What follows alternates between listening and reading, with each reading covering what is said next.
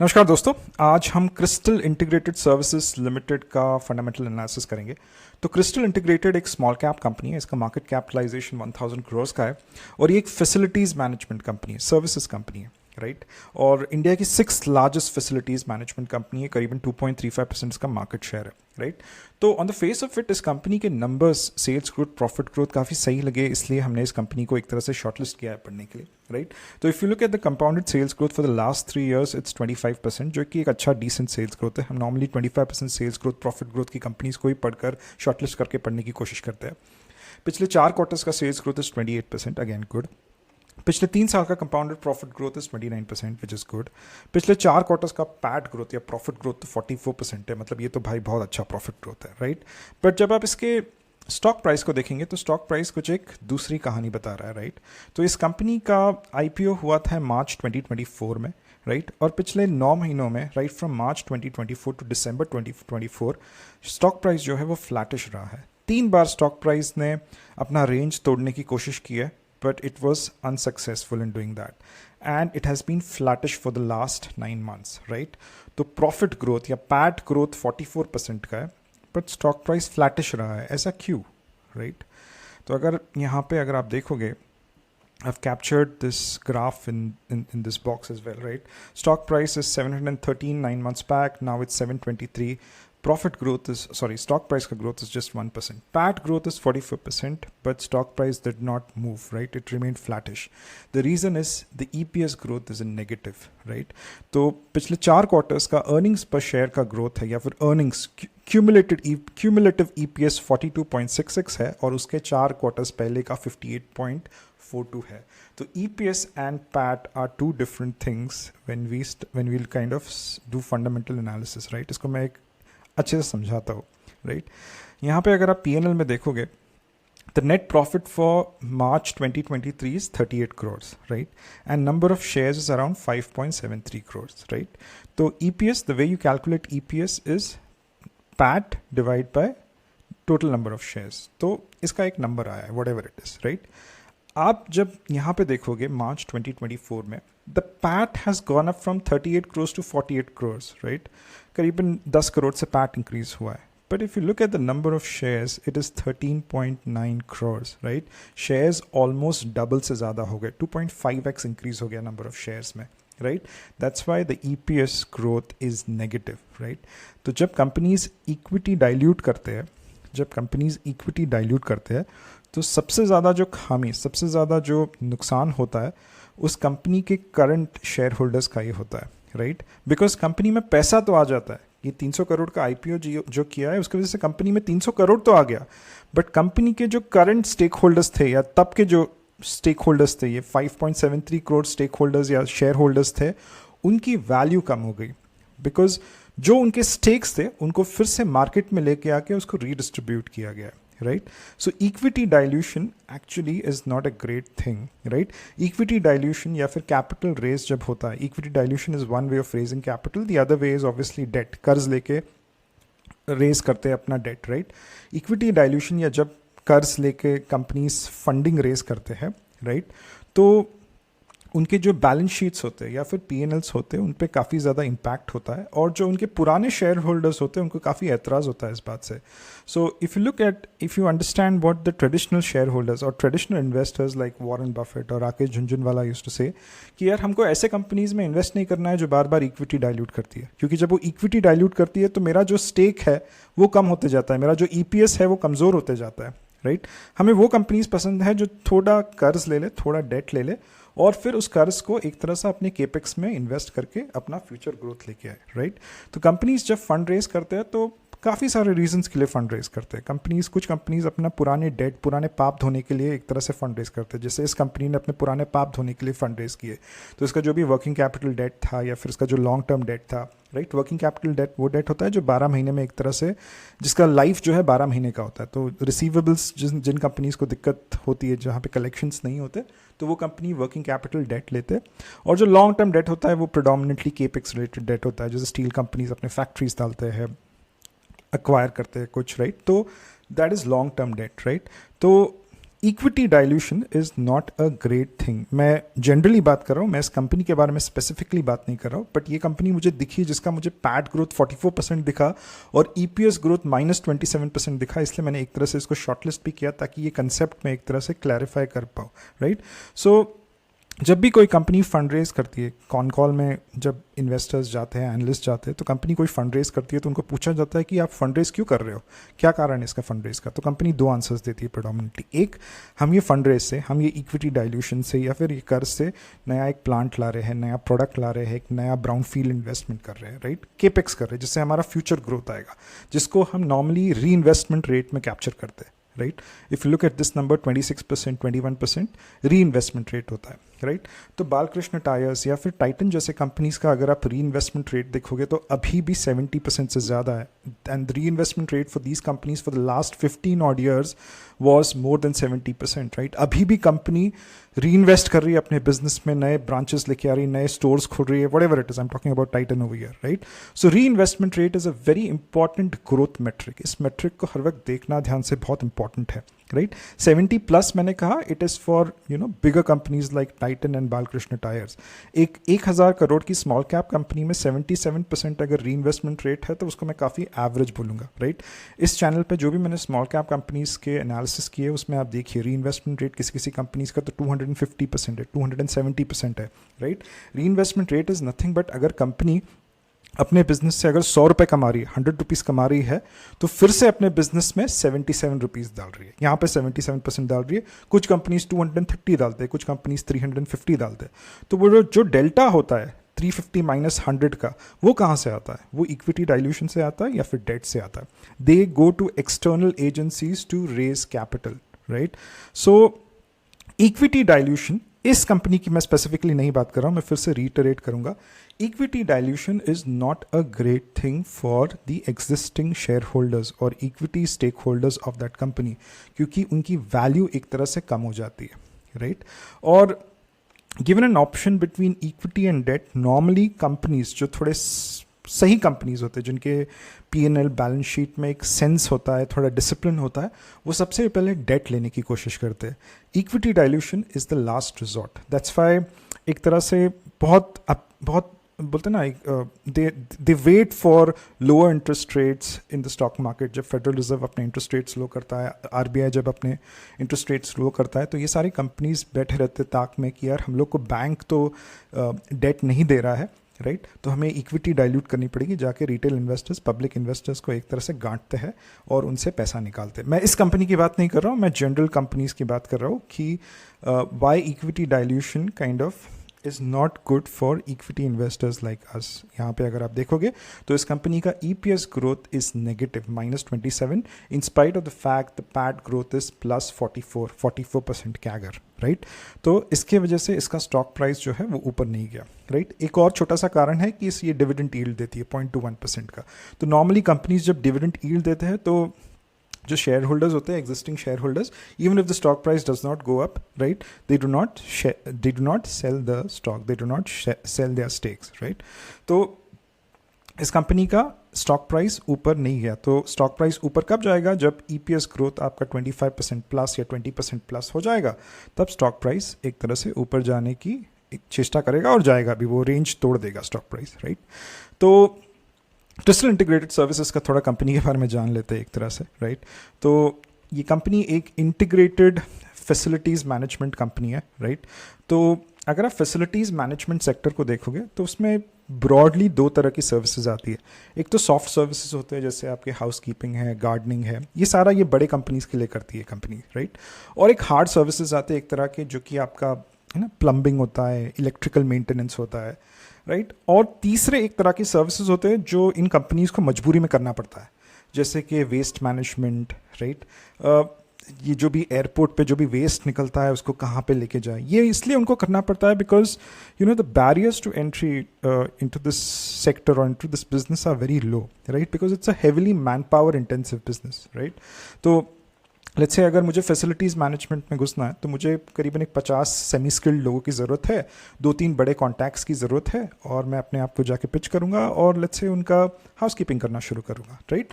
तो इस कंपनी का बिजनेस मॉडल ऐसे बन चुका है कि इसको एक इंटीग्रेटेड फैसिलिटीज प्लेयर, मतलब एंड टू एंड कॉम्प्रिहेंसिव, दुनिया में जो भी सर्विसेज एक ऑर्गेनाइजेशन मांगता है, कॉर्पोरेट मांगता है, वो इन कंपनीज को देना पड़ता है, वेदर दे लाइक इट और दे डू नॉट, राइट। तो कुछ लोग इसको ऑर्गेनिकली करते हैं कि खुद अपना टीम बनाते हैं, उसको ट्रेन करते हैं, राइट। काफ़ी ज़्यादा एट्रिशन होता है क्योंकि ब्लू कॉलर्ड वर्कर्स हैं यहाँ पे, राइट।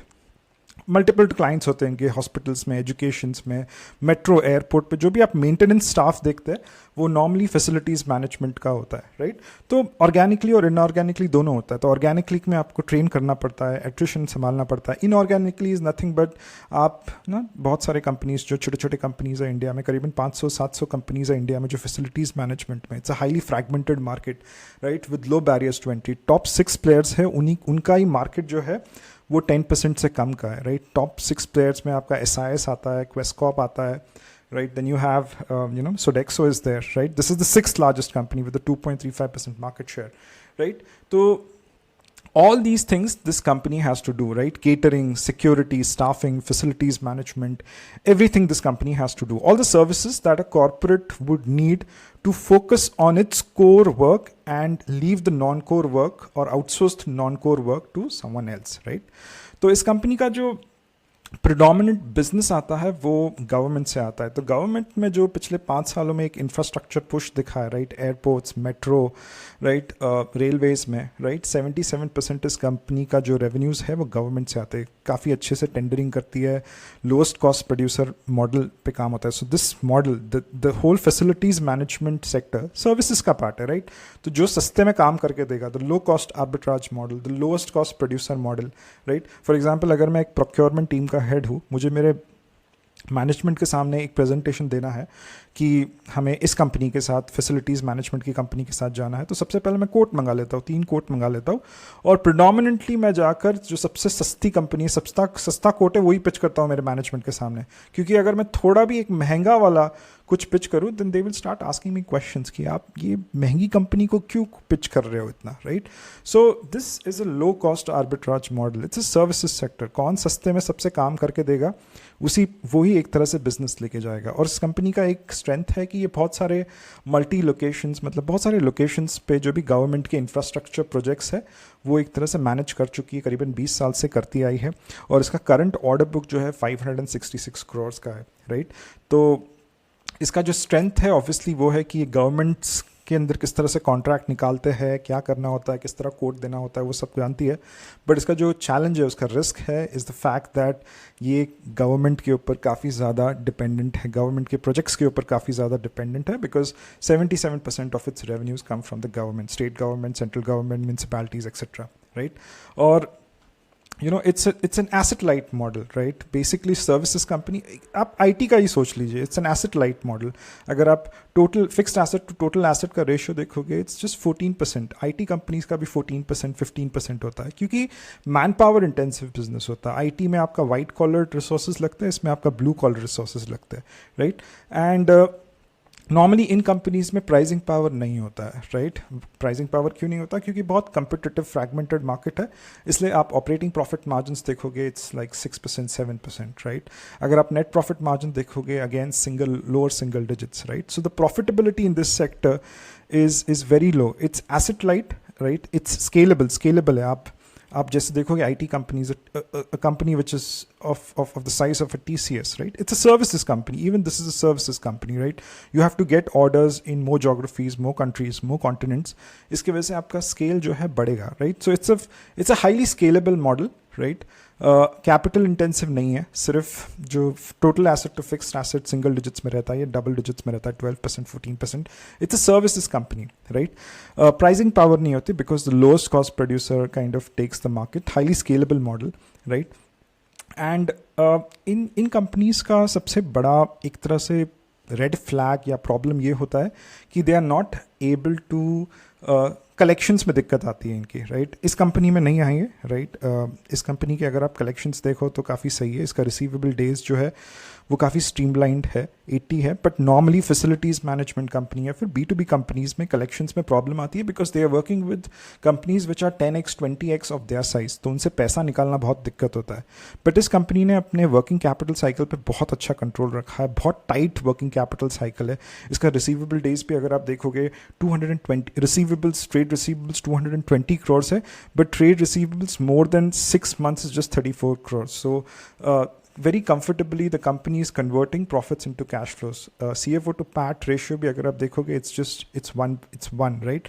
तो कंपनी काफ़ी सक्सेसफुली अपने गवर्नमेंट क्लाइंट्स के साथ और दूसरे जो क्लाइंट्स हैं जैसे बिग बास्केट वगैरह इनके क्लाइंट्स हैं, उनसे अपने कैश को, प्रॉफिट को एक तरह से कैश में कन्वर्ट करने की एक तरह से दम रखती है, कुवत रखती है कंपनी, राइट। इसका बैलेंस शीट अभी अच्छा दिख रहा है क्योंकि इसने जब डेट रेस किया तो इसने अपने जब इसने IPO से पैसा रेस किया तो इन्होंने अपना डेट थोड़ा क्लियर कर दिया। शॉर्ट टर्म बोरोविंग्स नॉर्मली ऐसे कंपनीज के ज़्यादा होते हैं बिकॉज जैसे मैंने कहा वर्किंग कैपिटल साइकिल जो है, आपका कलेक्शन अगर टाइम पे नहीं होता है, गवर्नमेंट या फिर आपके जो प्राइवेट कंपनीज या लार्जर कॉर्पोरेट्स के साथ जो आप काम कर रहे हैं, जब आपका डीले करते हैं, 120 कहा जाता है पर 250 दिन हो गए अब तक पैसा नहीं दिया, तो आपको बैंक से जाके short term borrowings, right, working capital debt उठाना पड़ता है जिनका लाइफ स्पैन अराउंड 12 months होता है। लॉन्ग टर्म डेट का लाइफ स्पैन ऑब्वियसली ज़्यादा होता है, राइट। सो इस कंपनी का जो बैलेंस शीट है मैं उसको कहूँगा it's an average balance sheet क्योंकि अभी अभी IPO से पैसा रेज किया है और उसको एक तरह से डेट और शॉर्ट टर्म बोरोविंग से एक तरह से चुकता किया कंपनी ने, राइट। बट ऐसे कंपनीज को आगे जाके देखना बहुत ज़रूरी है। एक तो क्या ये फिर से अपना इक्विटी डाइल्यूट करेगी अपना कैश रेज करने के लिए क्योंकि डेट बढ़ गया, वर्किंग कैपिटल साइकिल डेट बढ़ गया, राइट, या फिर ये एक तरह से डेट लेगी। अगर ये डेट लेगी तो फिर से जो आपका P&L में जो इंटरेस्ट कंपोनेंट है वो बढ़ जाएगा। अगर P&L में जो इंटरेस्ट कंपोनेंट है वो बढ़ गया तो फिर नेट प्रॉफिटेबिलिटी आपका कम हो जाएगा जो ऑलरेडी इतना कम है, 6% 5% का net profitability, right. And as I told that this is an asset light business model, what matters in services companies is operating leverage, कि आपका जो मैन पावर बेस है, जो आपके एम्प्लॉयज़ है, उनको आप कितना एफिशिएंटली इस्तेमाल कर रहे हो। लेट्स से एक एम्प्लॉय जो है करीबन 8 घंटे काम करता है बट अभी के वक्त में सिर्फ इतने ही ऑर्डर्स है कि वो 4 घंटे काम करे, तो हम बोल सकते हैं कि उस कंपनी में ऑपरेटिंग लेवरेज है। ऑपरेटिंग लेवरेज इज राइट कि वो 4 घंटे की जगह 8 घंटे काम कर सकता है। ऑर्डर्स नहीं आए, जैसे ऑर्डर्स आएंगे वो 8 घंटा काम करना शुरू करेगा। So services company and facilities management company, predominantly the metric to look at or understand or analyze is operating profit margin, कि यार operating leverage कितना है कंपनी में, एंड operating leverage पर ही ऐसी कंपनीज एक तरह से आगे बढ़ती है, right. reinvestment rate is not a very big metric for these companies because ये लोग थोड़ी तो प्लांट में रीइन्वेस्ट करते हैं, ये लोग तो सिर्फ मैन पावर लेके आते हैं, राइट। तो मैन पावर बैठा है, बेंच पे बैठा है, कुछ नहीं कर रहा है अभी, मतलब ऑर्डर्स नहीं आए, कंपनी में ऑपरेटिंग लेवरेज है। अगर ऑर्डर्स नहीं आते तो फिर उस मैन पावर को एक दिन फायर कर देना पड़ता है, राइट।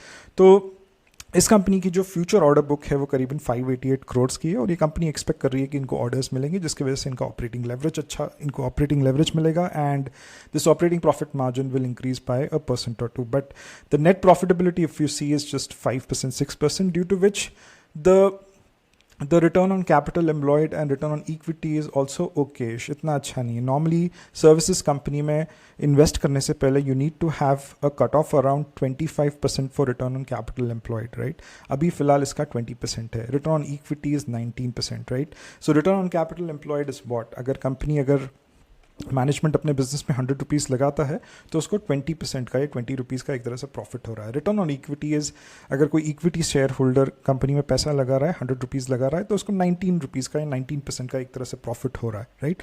तो ये बहुत ईजिली स्लिप हो जाएगा 15% पे if the net profitability margin which is like 5% 6% goes down to 4%, right. ये जो नेट प्रॉफिटेबिलिटी मार्जिन है, if it goes to 4%, ये easily 15% या 16% तक ROC ROE आ जाएगी।